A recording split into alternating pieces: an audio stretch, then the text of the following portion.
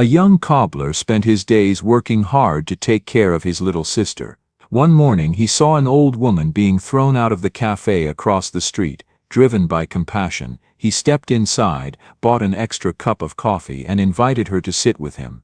That simple act led to an unlikely friendship and eventually helped her reunite with the daughter she hadn't seen in many years. But not long after, an incident struck that turned their lives completely upside down. Before we dive in this story, let us know where you're watching from. We love to hear your thought. Carter's Cobbler Shop, Brookfield District, Chicago. The hammer fell on leather with the same tired rhythm it had for 30 years. Eli Carter wiped sweat from his forehead, leaving a dark streak across his coffee-colored skin. The cobbler shop his father had left him felt smaller each day, shelves of shoe polish gathering dust, the old stitching machine wheezing like an asthmatic, and bills stacked on the counter like accusations. Eli. Jada burst through the door, her 17-year-old energy filling the cramped space. Her eyes sparkled in a way that made Eli's chest tighten. He knew that look. "What now, little sister?" She clutched an envelope against her chest. It came. The acceptance letter. Eli set down his hammer, his calloused hands suddenly feeling heavier than the tools. And, full acceptance to Northwestern business program. Her voice cracked with excitement, and for a moment she looked exactly like their mother had at 17, the same bright smile, the same way of tilting her head when she was nervous. "They want a deposit though, $1,500. By Friday." The number hung in the air like smoke. Eli glanced at the stack of overdue notices. Electricity, rent, supplier payments. 1,500 might as well have been 15,000.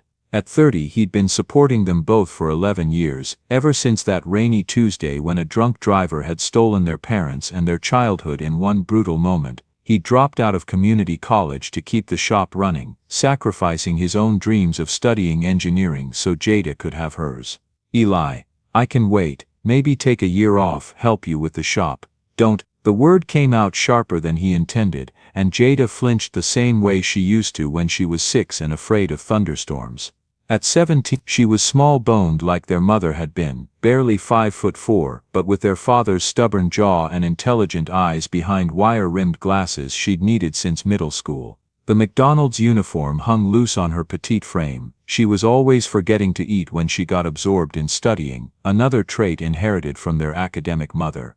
"Don't you dare talk about waiting. But the shop will figure itself out." He turned back to the workbench, gripping the hammer until his knuckles went white. The calluses on his palms had formed over years of choosing her future over his own. "You're going to college, Jada. That's final." She moved closer, and he caught the familiar scent of the cocoa butter lotion she used, the same brand their mother had favored. "How, Eli? Where's the money gonna come from?" He stared at the half-repaired boot in front of him, its worn leather split open like a wound. The stitching machine rattled in the corner, and somewhere upstairs, Mrs. Henderson's TV was playing game shows at full volume. At 78, their elderly neighbor had become like family, checking on them, bringing casseroles when money was especially tight. She was the closest thing to a grandmother Jada had ever known. The weight of responsibility pressed down on his shoulders like a physical thing. 11 years of being father, brother, provider, protector. 11 years of watching his sister grow from a traumatized first grader into the brilliant young woman their parents would have been proud of. "I'll find a way," he whispered.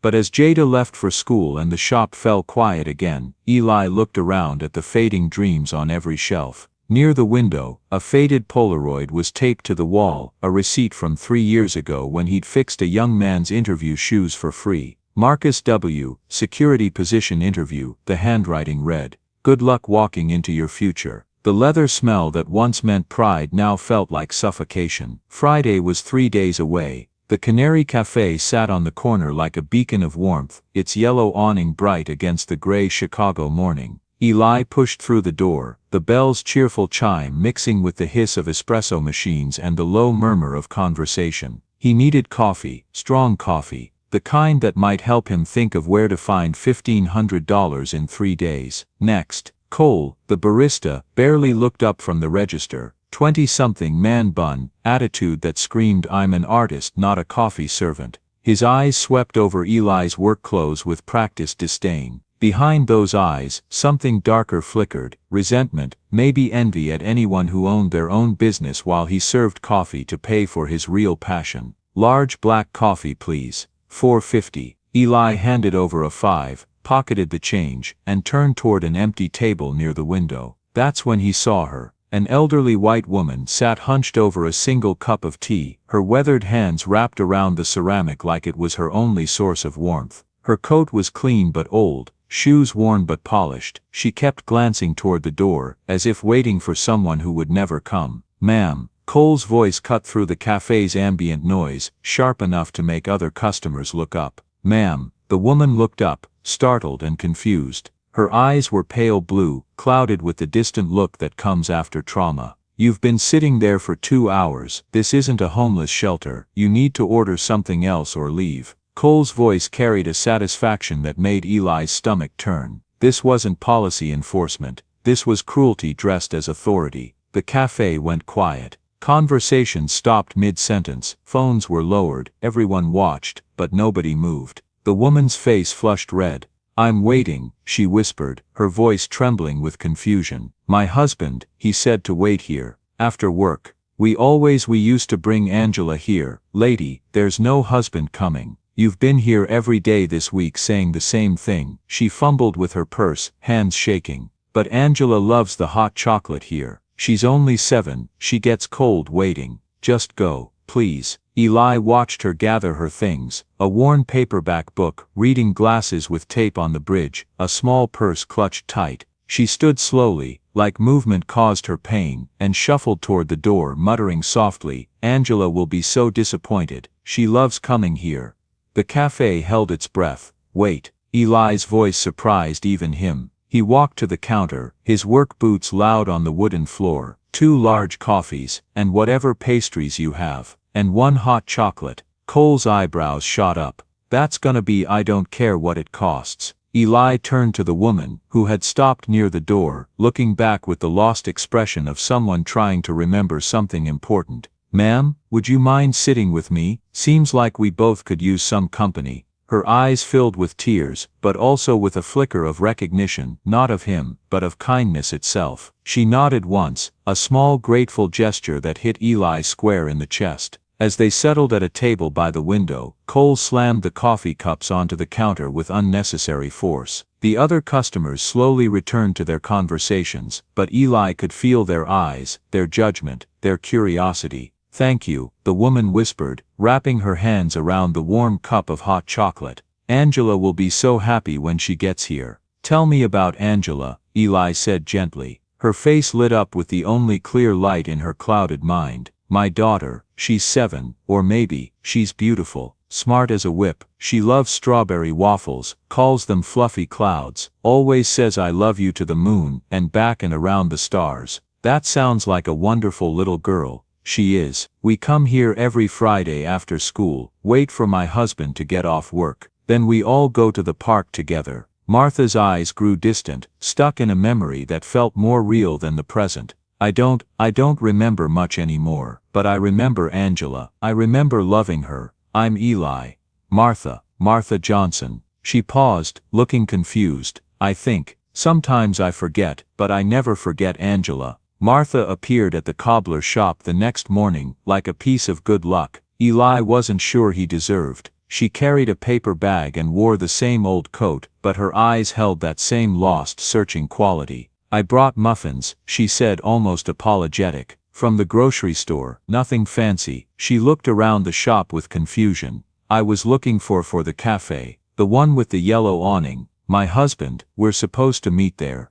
"Martha, it's me, Eli. From yesterday. We had coffee together." Her face brightened with recognition, though it seemed fragile, like it might slip away at any moment. "Oh, the kind man. Yes, you bought me hot chocolate for Angela." "That's right. Would you like to sit down?" She lowered herself into the old chair by the window, then froze. The stitching machine was making that awful grinding sound again, metal on metal, like it was eating itself alive. "That machine's dying," she said quietly, and for a moment her voice carried an authority that seemed to come from nowhere. "Tell me something I don't know." Eli hit the side of it with his palm. It wheezed back to life for a few seconds, then resumed its death rattle. Martha stood up, moved closer to the machine with an almost dreamlike quality. Her hands hovered over it, not quite touching, as if responding to some half-remembered instinct. I don't know why, but I think, she touched the housing gently. Sometimes my hands remember things my mind forgets. Before Eli could respond, her fingers found a small panel he'd never noticed before. She opened it, revealing a complex array of gears and pulleys. Her movements became more confident, more sure. I don't remember learning this, she whispered, adjusting tension here, applying oil there, but my hands, they know what to do.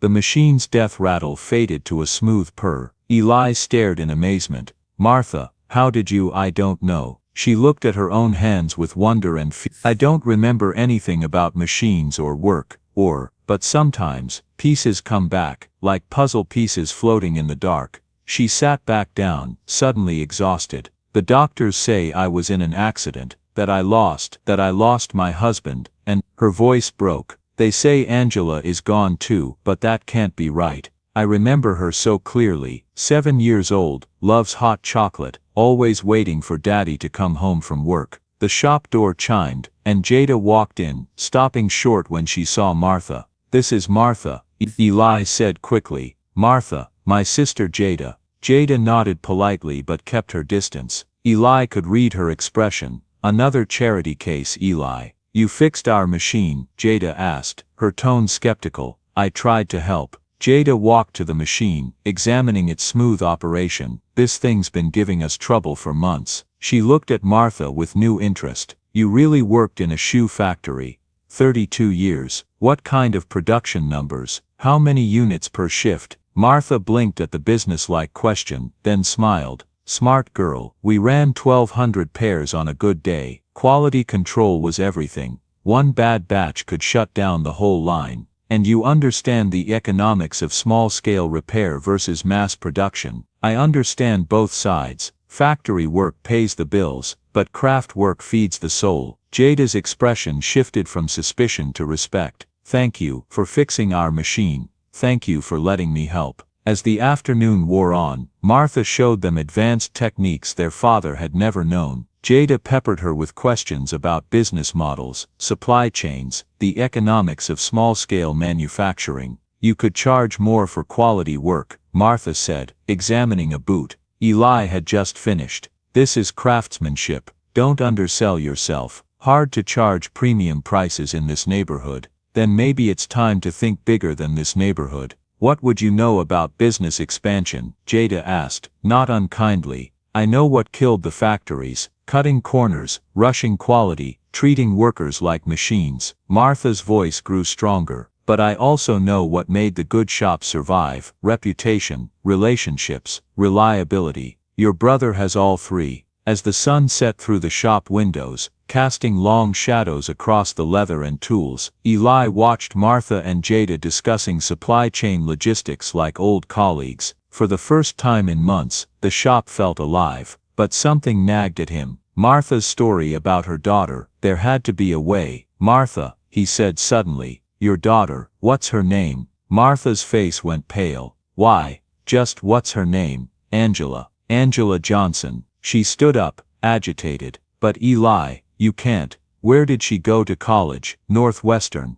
But that was 12 years ago, and then she studied what? Computer science. But Eli, please, you don't understand. What was her favorite thing when she was little? Something only a mother would know. Martha stared at him, tears streaming down her face. Strawberry waffles with whipped cream. She called them fluffy clouds, and she used to say I love you to the moon and back and around the stars. Eli was already reaching for his phone. It took Eli 2 hours of internet searching, 3 phone calls to Northwestern Alumni Services, and 1 very awkward conversation with a LinkedIn Premium trial to find Angela Johnson. Angela M. Johnson, CEO of Cloud Bridge Technologies, Seattle, Washington. Her company photo showed a confident woman in her early 30s, Martha's pale blue eyes in a stronger face, success radiating from every pixel. The company website listed awards, innovations, a staff of 200 people. Martha's daughter hadn't just survived, she'd thrived.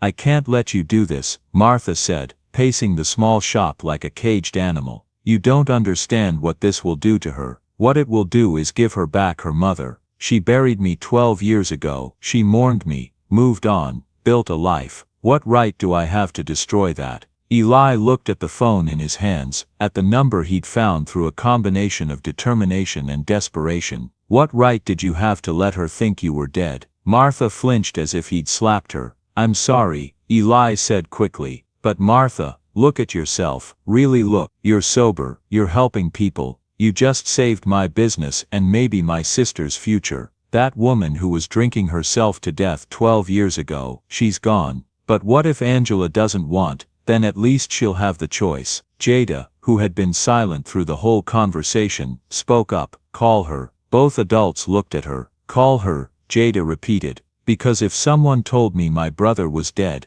and then I found out he was alive, but didn't reach out because he was protecting me, I'd never forgive him for taking away my choice. Eli dialed before he could lose his nerve. The phone rang once, twice, 3 times. Angela Johnson.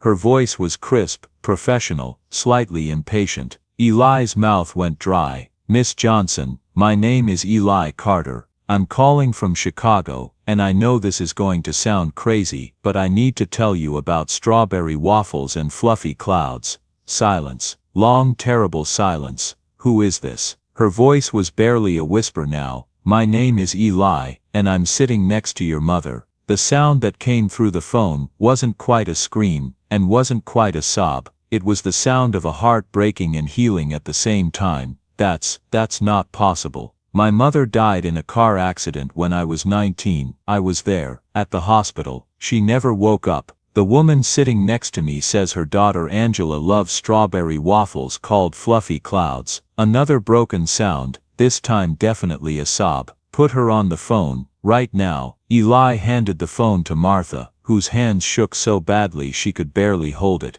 Angela, her voice cracked on the name.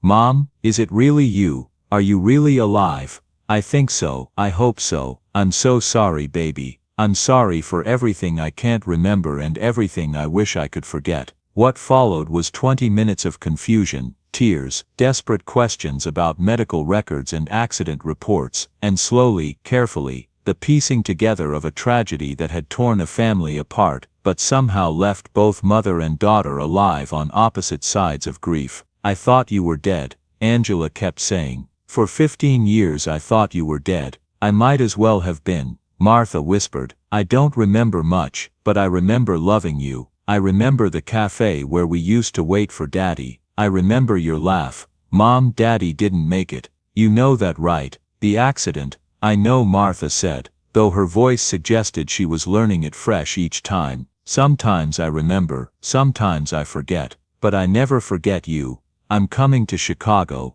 Angela said. Tonight. Don't go anywhere. Promise me you won't disappear. I promise, though sometimes I get confused about where I am. Then stay with Eli. Stay with the man who found you. I'll be there in 4 hours. Thursday, 4:45 p.m. Canary Cafe. 2 days later, Angela Johnson sat in the Canary Cafe, looking nothing like the corporate powerhouse from her website photos. She wore jeans and a Northwestern sweatshirt, her hair in a simple ponytail, her eyes red from crying. Angela sat across from her, still afraid to believe it was real. Her mother looked smaller, frailer, with the hesitant movements of someone who'd learned not to trust her own mind. Eli watched from a corner table, giving them space but ready to intervene. If Martha became confused or tried to leave, I hired private investigators, Angela was saying, her voice thick with years of unprocessed grief. After I graduated, after I started making money, I looked for you for 3 years. I was in hospitals, care facilities. The social worker said I had no family, no one to claim me. Martha's voice was soft, uncertain. I kept asking about my daughter, but they said I was confused. They said the accident. They said everyone died, except me. The police told me you died at the scene. They said there wasn't enough left to. Angela couldn't finish. I don't remember the accident. I don't remember much of anything from that time, but I remember you. Martha reached across the table, her weathered hand covering her daughter's manicured one.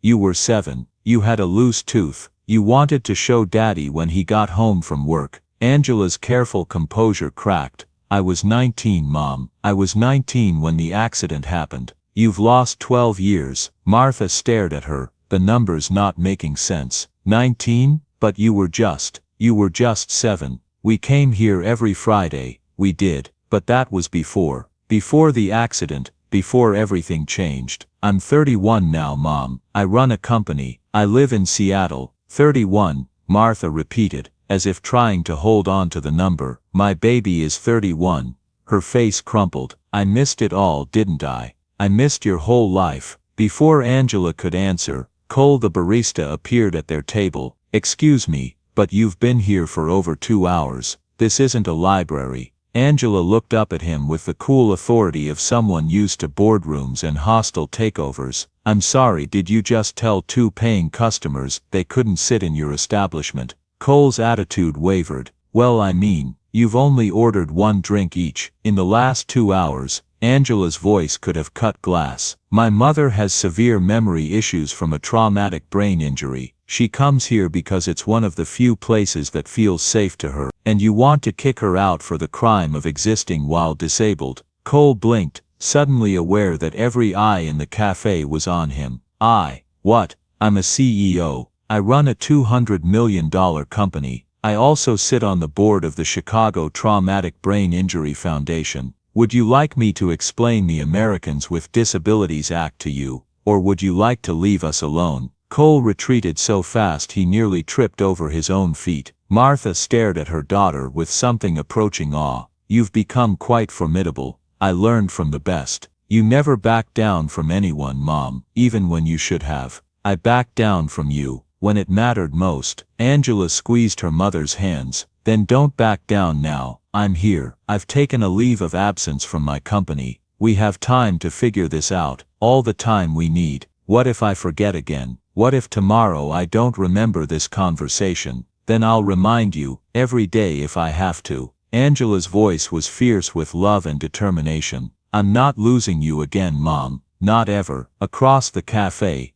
Eli felt his own eyes fill with tears. Through the window, he could see his cobbler shop, the sign his father had painted still hanging crooked despite 30 years of Chicago weather. $1,500, Northwestern, Friday. For the first time in days, those worries felt smaller than the joy filling the yellow cafe on the corner. Word spread fast in a neighborhood where not much good ever happened. By Monday morning, a small crowd had gathered outside Eli's shop, not to buy shoes, but to gawk at the miracle worker who'd reunited the missing CEO with her dead mother. People held up phones, taking selfies against the cobbler shop window, posting to social media with captions like #Chicago Miracle and #Faith in Humanity. This is insane, Jada said, peeking through the blinds at the crowd. Mrs. Patterson from down the block is out there giving interviews to people with their phones out. Eli tried to focus on the work in front of him, a simple sole replacement that should have taken 20 minutes but was stretching toward an hour, thanks to the constant interruptions. Every few minutes, someone would push through the shop door, look around like they were visiting a museum, maybe buy a tin of shoe polish, and leave. Are you the one who reunited that family? A middle-aged white woman asked, her phone already recording. I just made a phone call, Eli replied, not looking up from his work. But you're the hero, right? The one who saved that poor homeless woman. Eli's hands stilled on the leather. Martha isn't homeless, she's my friend. Oh, but the story online says. The story online is wrong. The woman's face fell slightly like he'd refused to perform a trick. She bought a bottle of leather cleaner and left. By Tuesday, the Chicago Tribune's neighborhood blog had picked up the story local cobbler bridges hearts and generations. The article was mostly accurate, though it called Martha destitute and described the cobbler shop as struggling to survive in a changing economy. Both descriptions stung because they weren't entirely wrong. Wednesday brought 3 more reporters, 2 bloggers and a steady stream of curiosity seekers. Martha had stopped coming by saying she didn't want to be part of a circus. Angela, still in Chicago, had hired a publicist to manage the situation and fielded 3 urgent calls from her board of directors about reputation management and stakeholder concerns. This is good for business, right? Jada asked as they closed up shop. The register held more money than it had in months, but most of it came from novelty purchases. People buying something small so they could say they'd been in the famous Cobbler shop. I guess, Eli said, but something felt wrong. The attention made his skin crawl like he was an animal in a zoo. That feeling got worse Thursday morning when he found Cole from the Canary Cafe waiting outside his shop. "We need to talk," Cole said. Eli unlocked the door, flipped on the lights. "What about?" Cole followed him inside, his man bun slightly disheveled, his usual arrogance replaced by something sharper. "About your little publicity stunt." "Excuse me. Come on, man. You're telling me it's just a coincidence that you rescue some old lady right in front of a cafe full of witnesses, and suddenly you're Chicago's hero of the week?" Cole's voice dripped skepticism. "Your shop was failing. Everyone knows it. Then magically you staged this heartwarming reunion, and boom, customers lined up around the block." Eli set down the boot he was carrying, turned to face Cole fully. "You think I staged this? I think you saw an opportunity and took it. Nothing wrong with that from a business perspective. But let's call it what it is." "And what's that?" "A scam. You found some crazy old lady, made up a sob story, probably coached her on what to say, then called whoever would pretend to be her long-lost daughter." Cole shrugged. "It's actually pretty clever. I'm almost impressed." Heat rose in Eli's chest, but he kept his voice level. "You're wrong." "Am I? Prove it." "I don't have to prove anything to you." Cole smiled, the expression cold and calculating. "Actually you do, because I recorded the whole thing." Eli's blood went cold. "What?" "The cafe has security cameras. I pulled the footage from Sunday morning. Very interesting viewing." Cole held up his phone. "Want to see?" On the small screen Eli watched himself approach Martha's table, but the audio was unclear, the angle made it look staged. Worse, Cole had edited out the part where he'd kicked Martha out in the first place. "This is going viral in about 10 minutes, Cole said, pulling up a video on his phone. The timestamp read Sunday 9:52 a.m., staged reunion, unless we can come to some kind of arrangement." "What kind of arrangement?"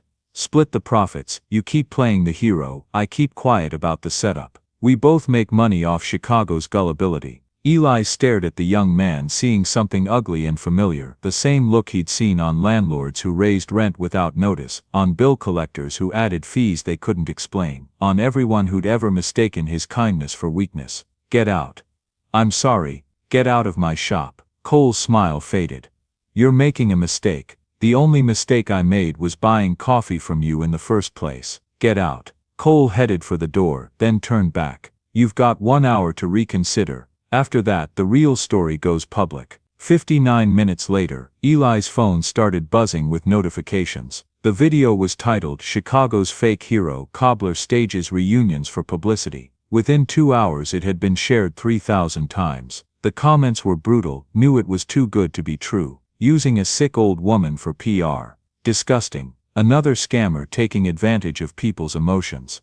This is why I don't trust viral stories anymore." By evening the crowd outside the shop had returned, but their mood had shifted. Instead of curiosity, Eli heard anger. Instead of phones taking selfies, he saw people filming confrontations. "How could you fake something like that?"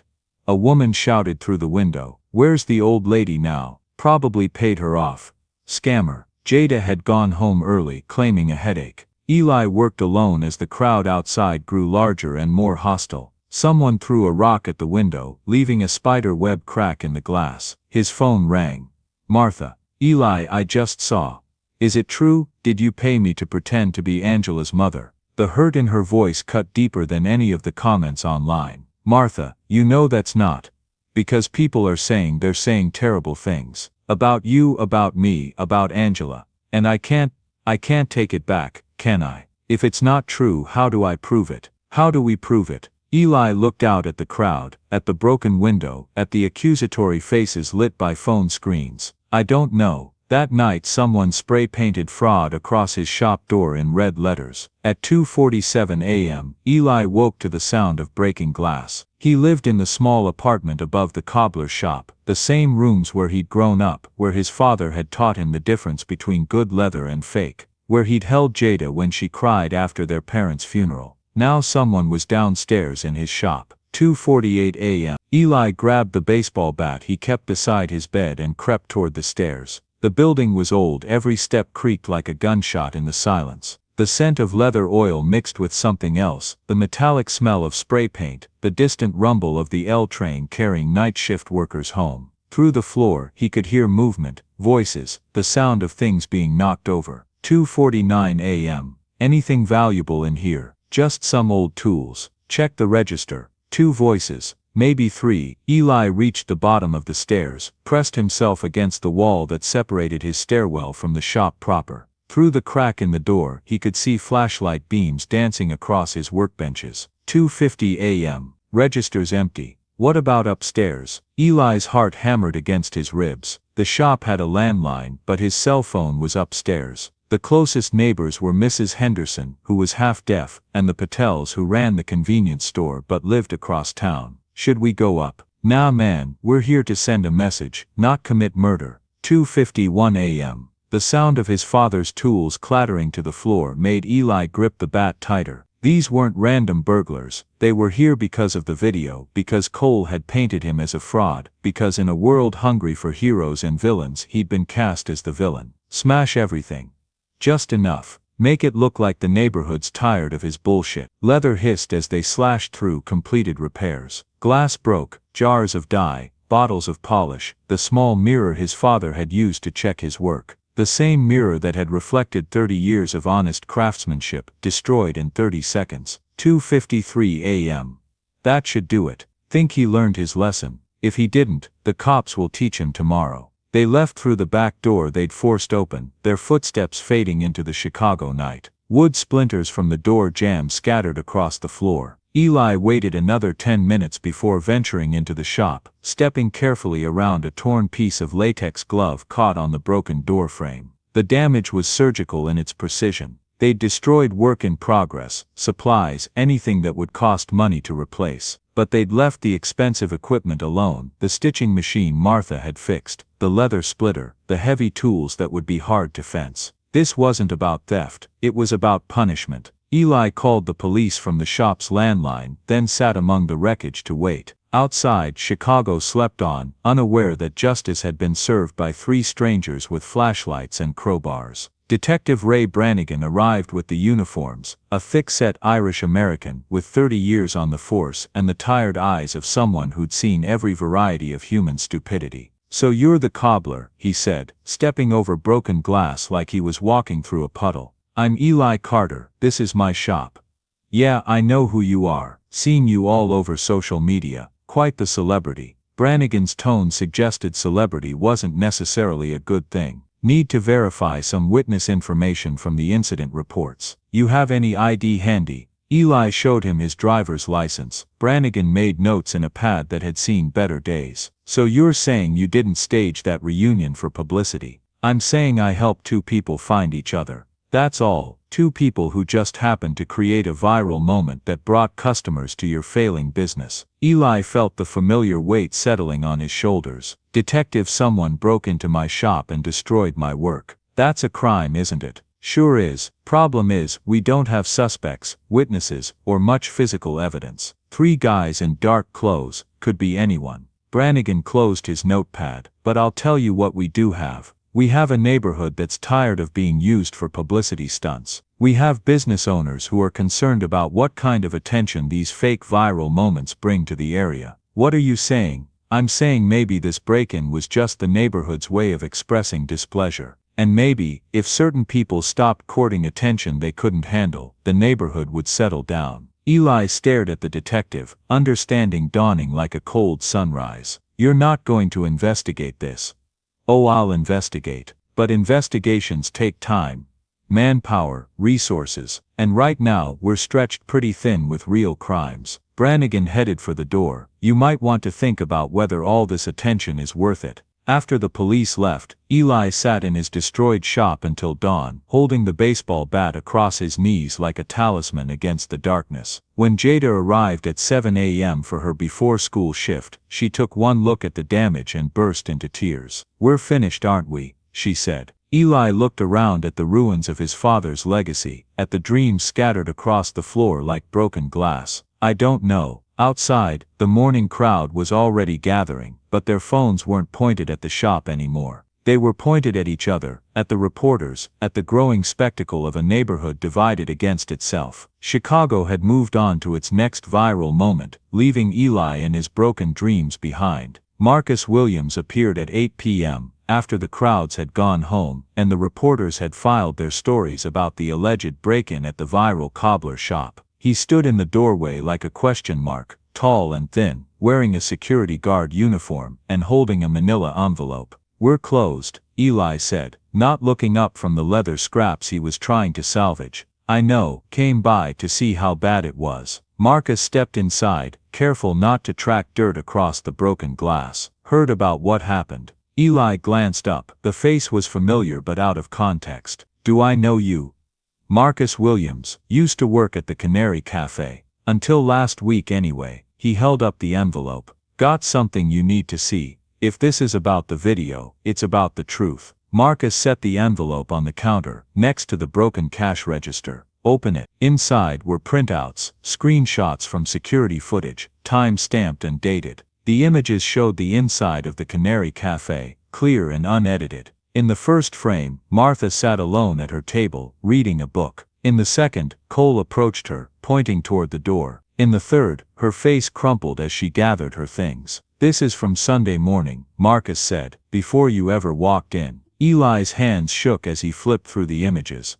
"You have the original footage." "I have everything. Video files, metadata, the works." Cole edited his version, cut out the part where he kicked her out, made it look like you approached a random woman for no reason. Marcus leaned against the counter, careful to avoid the broken glass. "Son of a bitch got me fired for disloyalties when I questioned him about it. Why are you helping me?" Marcus was quiet for a long moment, then pulled out a chair and sat down. "You remember me coming in here about a year ago, had a job interview at Millennium Park, security position. Good job, but my shoes were falling apart. Literally, the sole was held on with duct tape." Eli looked closer, recognition dawning. "You were the guy with the dying grandmother and the eviction notice." "Yeah."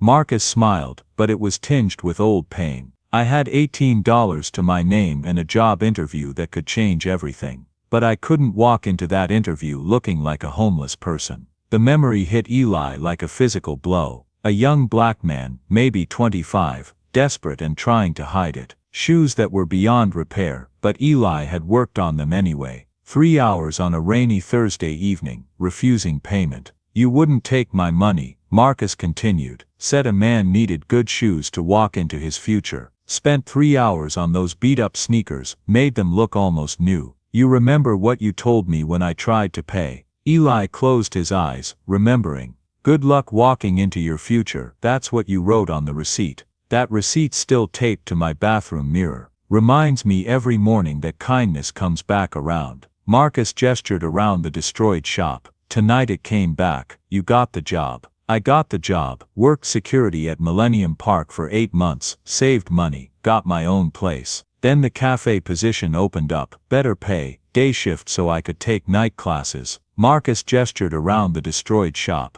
"Everything I have now started with you fixing my shoes for free." Eli felt something tight in his chest loosen slightly. In the chaos of the last few days, he'd forgotten that kindness could come back around, that good deeds weren't always punished. "The video files," Marcus said, pulling a USB drive from his pocket. "Everything's on here, original footage, timestamps, metadata that proves Cole edited his version. Enough to clear your name. Why did you wait until now?" "Because I hoped the truth would come out on its own. Because I didn't want to get involved." Marcus looked around at the broken shop, the shattered dreams scattered across the floor. "Because I was a coward, but seeing this, seeing what they did to you, I couldn't stay quiet anymore." Eli took the USB drive, felt its weight, so small to carry so much hope. "Thank you. Don't thank me yet. Truth is just the first step. Getting people to listen to it, that's the hard part." As if summoned by their conversation, Jada pushed through the front door, her school backpack still on her shoulders. She looked from Eli to Marcus to the USB drive, her 17-year-old mind putting pieces together faster than most adults could. "You have proof," she said. "We have proof," Eli corrected. "What do we do with it?" Marcus stood up, brushing dust from his uniform. "That's up to you." But if you want my advice, don't just post it online. Cole's got a head start, and the internet's already made up its mind. You need something bigger. Like what? Like a community meeting. Get everyone in the same room, show them the evidence face to face, make it harder for them to ignore the truth. Jada nodded slowly. The church, Pastor Williams lets people use the basement for community meetings. If we can get enough people there, and if we can get Martha and Angela to attend, Eli added. Let people see for themselves that the reunion was real. Marcus headed for the door, then paused. For what it's worth, I'm sorry this happened to you. You didn't deserve it. Nobody deserves it. That's what makes it wrong. After Marcus left, Eli and Jada worked in the ruins of their father's shop until midnight, separating what could be saved from what was lost forever. The USB drive sat on the counter like a small beacon of hope, proof that sometimes the truth waited patiently for its moment to shine. Eli, Jada said as they finally locked up for the night. What if people don't believe us even with the proof? Eli looked at his sister, at her tired face and determined eyes, at the strength she'd inherited from parents who taught them that dignity wasn't something others could give or take away. Then at least we'll know we tried. The basement of Mount Olive Baptist Church hadn't seen this many people since the neighborhood watch meetings after the Miller Street shooting. Folding chairs borrowed from 3 different churches filled the space, and still people stood along the walls, crowded in the doorway, spilled up the stairs toward the sanctuary. Eli sat in the front row between Martha and Angela, the USB drive heavy in his pocket like a piece of salvation.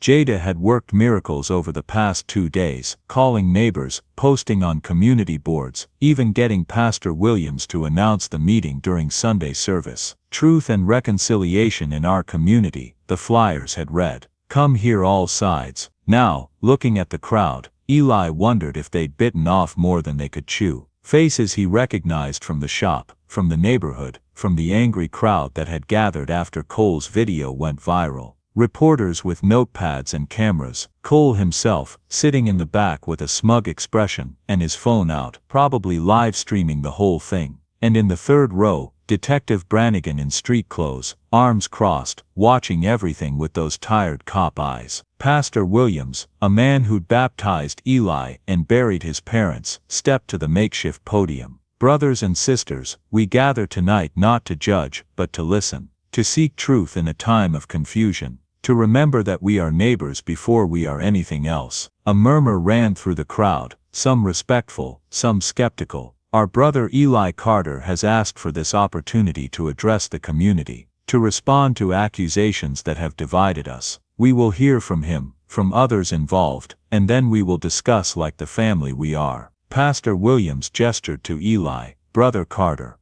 Eli stood on unsteady legs, walked to the podium, looked out at a sea of faces that ranged from supportive to hostile to merely curious. He'd prepared a speech, but looking at these people, his neighbors, his community, the words fled. I'm not good at speeches, he began. I'm a cobbler. I fix shoes. That's what I do. That's what my father did. That's what I know how to do. Someone in the back snorted. A few people checked their phones, but last Sunday, I saw something that needed fixing that wasn't a shoe. I saw an elderly woman being treated badly for no reason except that she was old and poor and alone. His voice grew stronger. So I did what my parents taught me to do. I helped, by staging a fake reunion, someone shouted from the crowd. By making a phone call, Eli shot back. But don't take my word for it. Take theirs. He gestured to Martha and Angela, who stood and moved to flank him at the podium. Martha looked terrified but determined. Angela looked like she was preparing for a hostile board meeting. My name is Martha Johnson, Martha began, her voice barely above a whisper. The crowd strained to hear her. 12 years ago I was an alcoholic. I made the worst decision of my life and let my daughter believe I was dead rather than admit I was a failure as a mother. The church fell silent. I've been sober for 8 years. I volunteer at a food kitchen. I attend AA meetings twice a week. I live quietly, trying to make amends for the pain I caused. Her voice grew stronger. Eli Carter didn't pay me to pretend anything. He gave me back my daughter. Angela stepped forward, every inch the successful CEO. I'm Angela Johnson, CEO of Cloud Bridge Technologies in Seattle. Martha Johnson is my mother. I haven't seen her in 12 years because I believed she was dead. She pulled out her phone, swiped to a photo. This is the memorial garden I built for her in my backyard. These are the flowers I've brought to an empty grave every year on her birthday. Her voice cracked. Eli Carter gave me the greatest gift anyone could give. He gave me my mother back. But how do we know this isn't all fake? Cole stood up in the back, his voice carrying clearly. How do we know you're not all in on it together? Marcus Williams stood up from the middle of the crowd. Because I have proof. All eyes turned to him as he walked to the front, carrying a laptop and a manila envelope. I worked at the Canary Cafe until last week. I was there Sunday morning. I saw what really happened. He connected the laptop to the church's projection system and pulled out official documentation. Original security footage, backed up to cloud storage with SHA-256 hash verification. Timestamp metadata intact. Copied Sunday at 11:47 p.m. The wall behind the podium filled with security footage. The timestamp read 9 hours 47 minutes and 33 seconds a.m. First timestamp 9:47. Cole approaches Martha's table. On screen Martha sat alone, reading a book, her teacup nearly empty. Cole approached her table, pointing aggressively toward the door. Even without sound, his body language was clear. Aggressive, dismissive, cruel. Second timestamp 9:50. Martha leaves her table. Martha's face crumpled as she began gathering her things, standing slowly, painfully, shuffling toward the door. Third timestamp 9:52.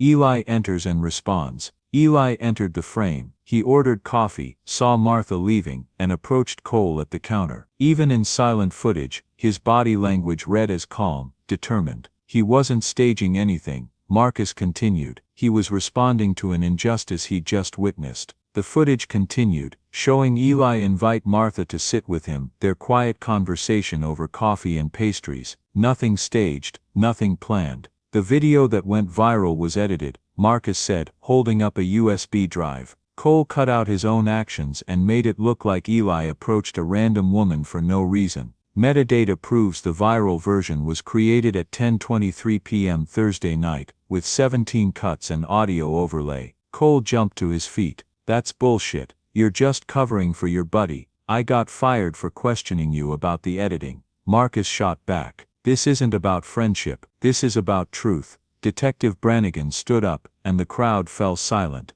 I've seen enough, he said, his voice carrying the authority of 30 years in uniform. Mr. Williams, I'll need copies of that footage for our investigation into the break-in at Mr. Carter's shop. Cole's face went pale. You can't prove I had anything to do with. Actually I can. Brannigan pulled out his own phone, because one of the 3 men who broke into the Cobbler shop posted about it on his Instagram. Geotagged to the location, posted 3 hours after the break-in. He looked directly at Cole. One of his followers tagged you in the comments, thanking you for showing them where the fraud lived. The church erupted. People shouted, stood up, pointed fingers. Cole pushed through the crowd toward the exit, but found his way blocked by neighbors who'd suddenly remembered which side justice was on. Pastor Williams called for calm, but it took several minutes for the crowd to settle down. When they did, an elderly black woman in the front row stood up. I've lived in this neighborhood for 67 years, she said. I've seen good people and bad people, truth tellers and liars, helpers and harmers. She looked directly at Eli. Son, I've watched you for years, watched you take care of your sister, watched you fix shoes for people who couldn't afford to pay, watched you keep your father's shop alive when a lesser man would have given up. She turned to face the crowd. You all know this too. Down deep, past the anger and the videos and the social media mess, you know what kind of man Eli Carter is, and you should be ashamed of yourselves for forgetting it. One by one, other longtime residents stood up. Mrs. Patterson, who'd lived next to the shop for 40 years, Mr. Chen from the corner market, the Rodriguez family who'd brought their work boots to Eli every winter for a decade. November 2019, Mrs. Patterson said, my husband's funeral shoes, the strap broke an hour before the service. Eli closed his shop, drove to our house, fixed them in our kitchen so Harold could be buried with dignity. December 2021, Mr. Rodriguez added, ice storm knocked out our power for 3 days. Eli brought my son's football cleats home, stitched them by candlelight so Miguel wouldn't miss the championship game, wouldn't take payment. Last spring, a young woman called out, my job interview was in 2 hours, My heel broke getting off the bus. Eli dropped everything, superglued and stitched it stronger than new. I got the job. The testimonials continued.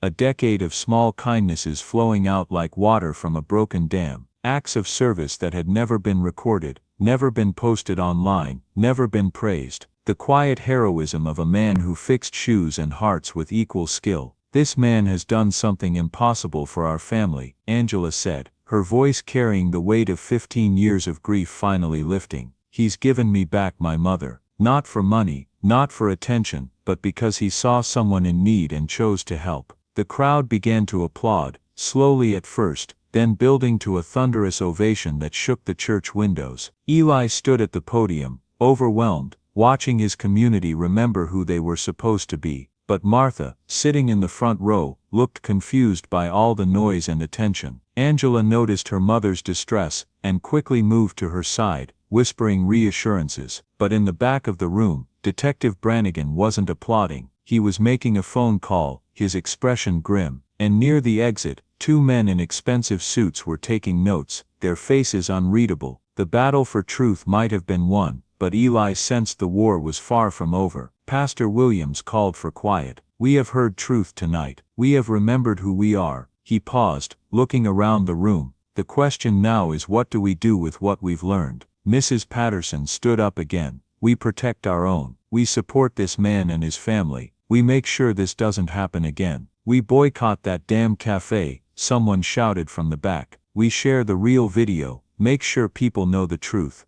Another voice added, we vote out politicians who don't protect working people. Jada said, surprising everyone including herself. We change the system that lets people like Detective Brannigan ignore crimes against people like my brother. Brannigan's face darkened, but he said nothing. Angela stepped forward one more time. Cloud Bridge Technologies will be opening a satellite office in Chicago. We'll be hiring locally, investing in the community, supporting small businesses. She smiled through her tears. The $1,500 Northwestern deposit that started this whole journey, the community fund that helped rebuild this shop, will cover Jada's remaining expenses too. As the meeting broke up, people lined up to shake Eli's hand, to apologize, to pledge their support. The reporters scribbled frantically, already crafting stories about redemption and community healing. But Eli barely noticed. He was watching Martha hug her daughter, watching years of separation dissolve in a moment of pure love. He was thinking about his father's shop, about Jada's future, about the choice between cynicism and hope that everyone faced every day. Outside, Chicago continued its restless dance between justice and indifference, between community and isolation, between the people we are and the people we could become.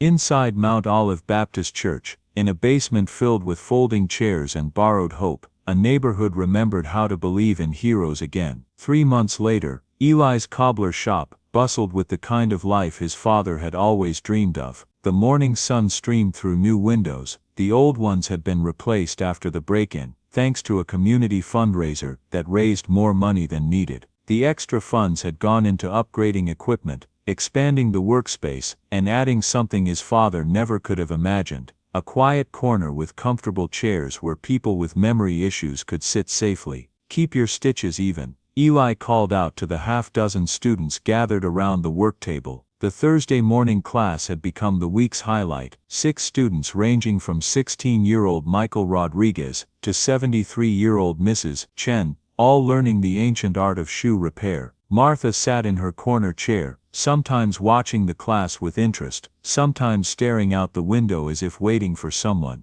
Angela had hired a part-time caregiver, but Martha felt most at peace in the cobbler shop, surrounded by the smell of leather and the sounds of honest work. Miss Martha, Michael said during a break, approaching her chair carefully, my grandma says you remember the best cafe in the neighborhood. Martha's face lit up with one of her clear moments, the yellow one, with the best hot chocolate for little girls. Then her expression clouded. But I think it closed. People weren't very kind there. There's a new one now, Michael said gently. Common Grounds, they make good hot chocolate too. Maybe we can go sometime. Martha nodded, though Eli wasn't sure she'd remember the conversation in an hour. Eli watched from behind the counter, where he was ringing up Mrs. Patterson's newly resoled boots. The irony wasn't lost on him. Martha teaching the same skills she'd learned at Florsheim 40 years ago, passing on knowledge that had almost died with the factory jobs. Your grandmother's proud of you,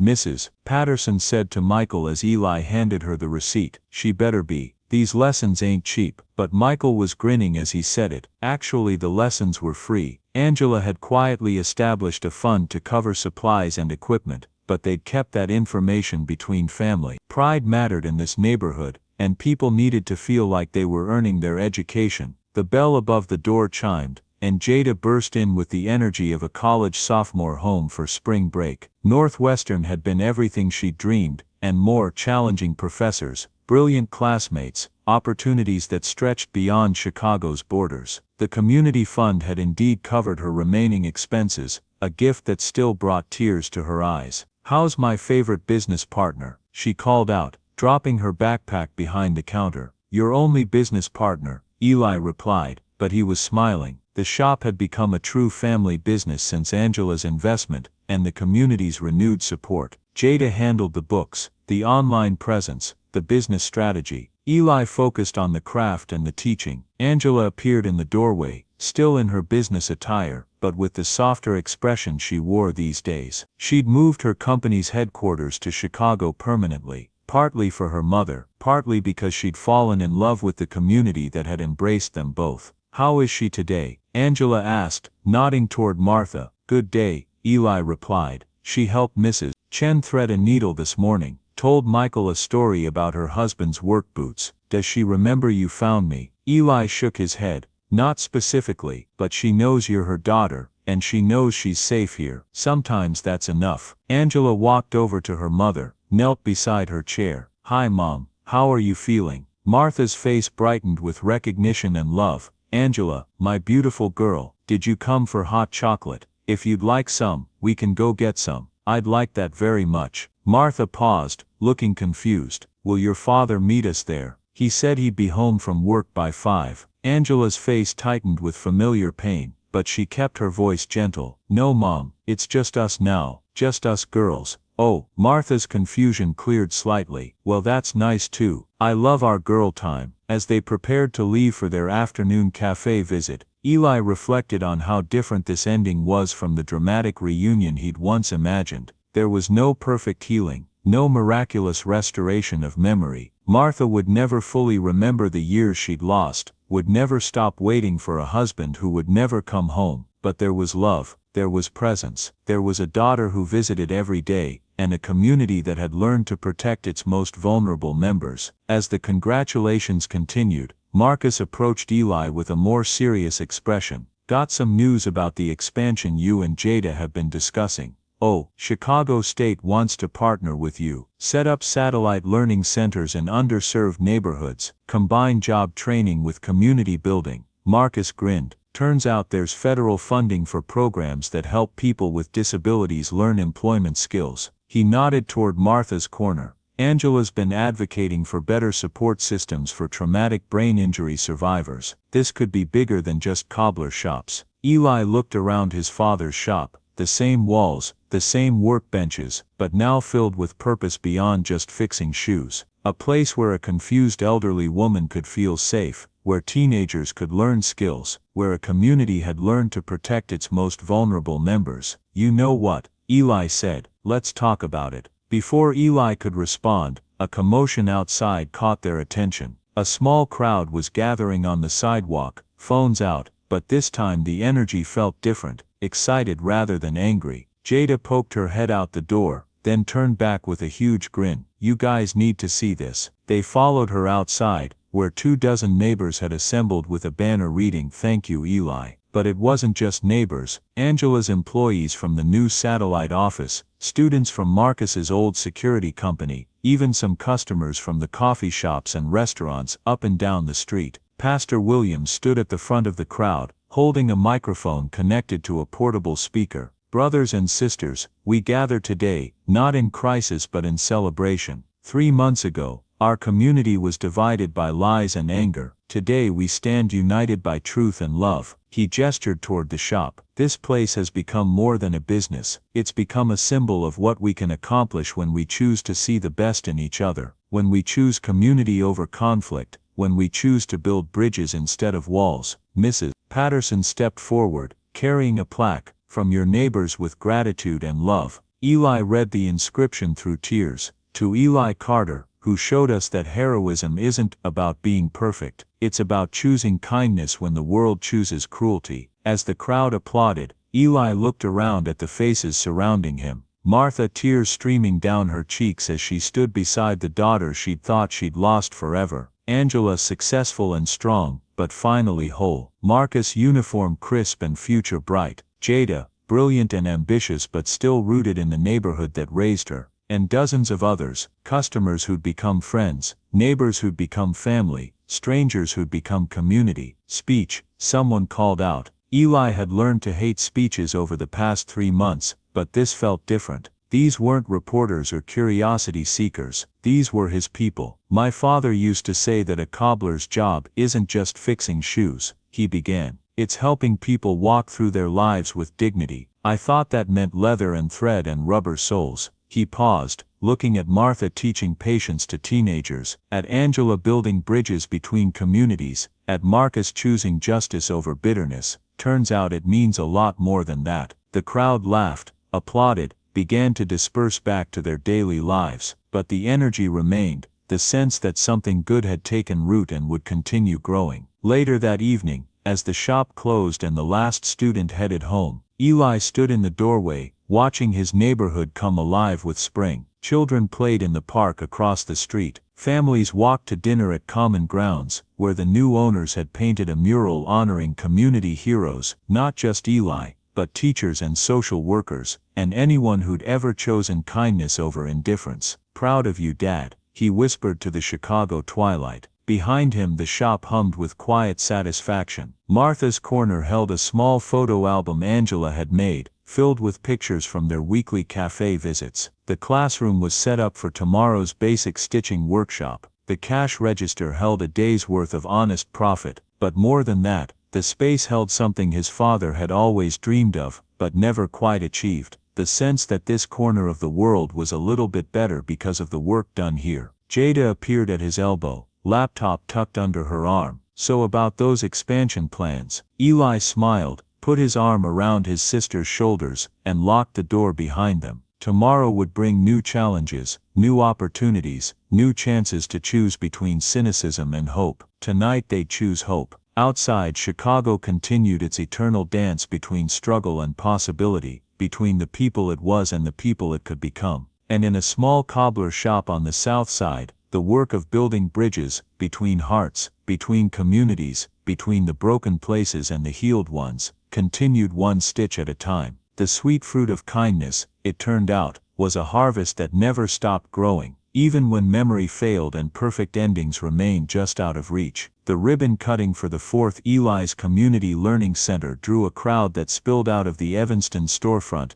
and onto the sidewalk. Mayor Johnson posed for photos with the ceremonial scissors while local news crews captured footage for the evening broadcast, but Eli barely noticed the cameras. He was watching Martha move slowly through the crowd, Angela's protective hand on her arm, greeting people she wouldn't remember tomorrow but who remembered her kindness from their visits to the original shop. "The hero cobbler empire continues to grow," Angela said, appearing at his side with that familiar mix of pride and gentle protectiveness. "I still hate that name. The public likes it, and like it or not, you've become a symbol." A symbol of what, Eli wondered? Second chances, community healing, the power of small kindnesses to change the world, or maybe just the simple truth that everyone deserves dignity, even when their minds can't hold on to all the reasons why. Jada, now a junior at Northwestern with a double major in business and social work, was already talking to civic leaders about expanding the model nationally. Marcus had started his second semester at Chicago State, and was interning with a community justice organization. The original shop had become a training center, a gathering place, and most importantly, a safe haven for people like Martha who needed somewhere to belong. And Martha lived in a sunny apartment 6 blocks from the shop,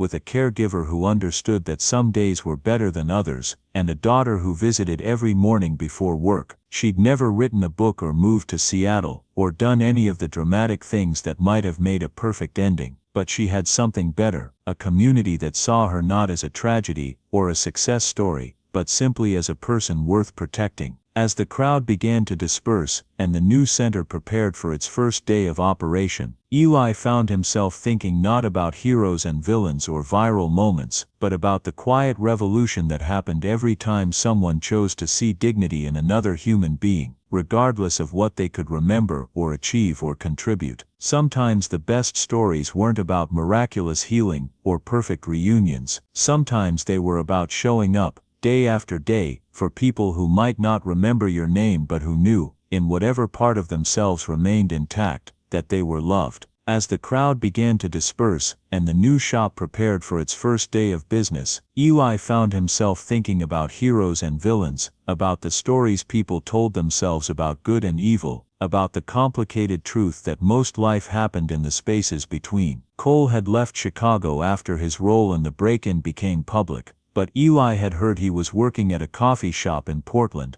keeping his head down, maybe learning something about the weight that shame and redemption carried in equal measure. Detective Brannigan had retired early after an internal affairs investigation found a pattern of selective enforcement in minority neighborhoods. His replacement, Detective Sarah Martinez, had become a regular customer at the shop and a strong advocate for community policing initiatives. Even the neighborhood itself had changed, but carefully, thoughtfully. New businesses opened, but longtime residents stayed. Property values rose, but affordable housing remained, the kind of development that lifted everyone up instead of pushing anyone out. Not perfect, nothing ever was, but better. As Eli locked up the new center and headed back to the original location where it all began, he passed the corner where the Canary Cafe used to sit. The building now housed a small museum dedicated to Chicago's working-class history, with a permanent exhibition about the role of neighborhood businesses in community building. A plaque by the door read, "Where small acts of courage change the world." Eli smiled, pulled his jacket tight against the Chicago wind, and walked home through streets that had learned once again how to choose kindness over cruelty, hope over fear, dignity over convenience. Behind him, 4 community centers hummed with the quiet work of healing, not the dramatic, Hollywood kind, but the everyday kind that happened when people chose to see each other as fully human, regardless of what they could remember or achieve. Ahead of him, a neighborhood slept peacefully, dreaming of tomorrow's possibilities, and in the space between, the eternal human story continued, one stitch, one choice, one act of love at a time. Even when love meant simply sitting with someone who couldn't remember your name Join but us knew to share meaningful somehow stories that by they were hitting the safe. like and subscribe buttons.